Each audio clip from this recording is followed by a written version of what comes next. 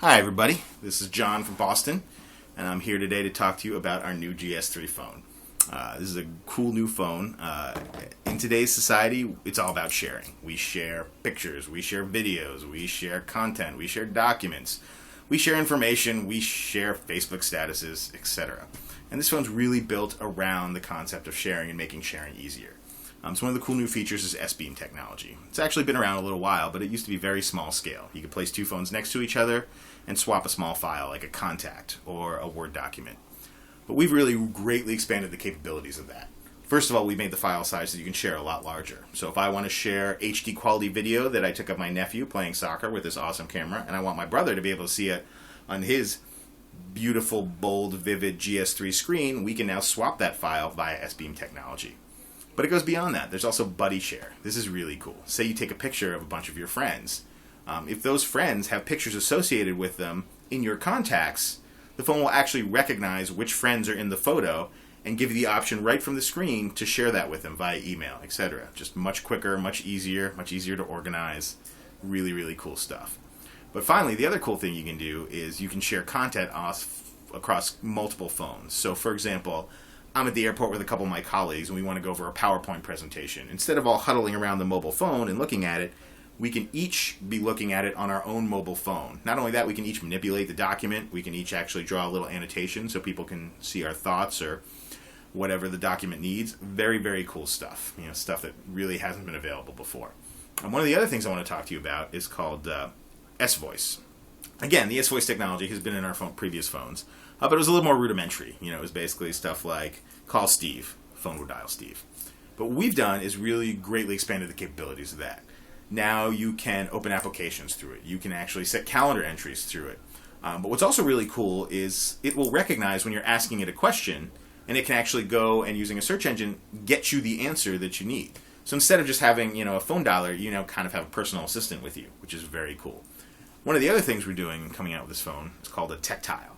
This is awesome. This is a little sticker that emits a little NFC field, and it's programmable via an application you can download on your phone. And really the upshot of that is, for example, I can program this to have my phone do a variety of things.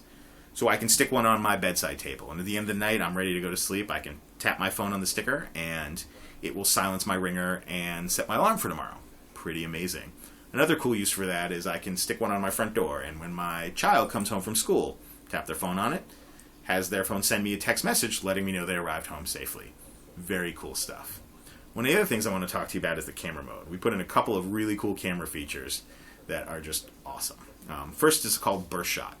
And really what this does is, we've all been there where we're, at, say, for example, my nephew's soccer game again, and I want to take an action shot. Well, normally we would have one chance at it, and if more often than not we're going to catch, the action will have already passed, maybe catch the back of their leg cut off as the edge of the picture, it's all blurry, etc. With Burst Shot, what you do is you hold down the shutter button and you'll actually take 20 pictures. So you have a much greater chance of capturing the shot you want to capture.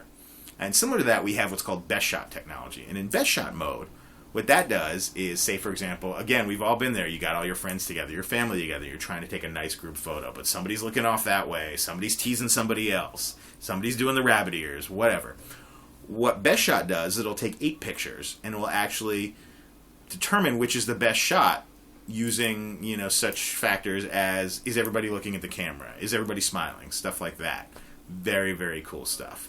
But my favorite new mode in the camera is called Share Shot. Now this is awesome. We've all been there again, where you're at a party and a couple people are taking pictures, or at the end of the night, you all say, oh, well, make sure to send me those pictures, and we all have that one friend that's terrible at sending those out. Well, with Share Shot, what you can do is, I turn on that mode, and through Wi-Fi Direct Connect, the phone will actually look for other GS3s with their Share Shot turned on, and they'll form a direct Wi-Fi connection with those phones. So every picture that I take will be downloaded to those phones and vice versa.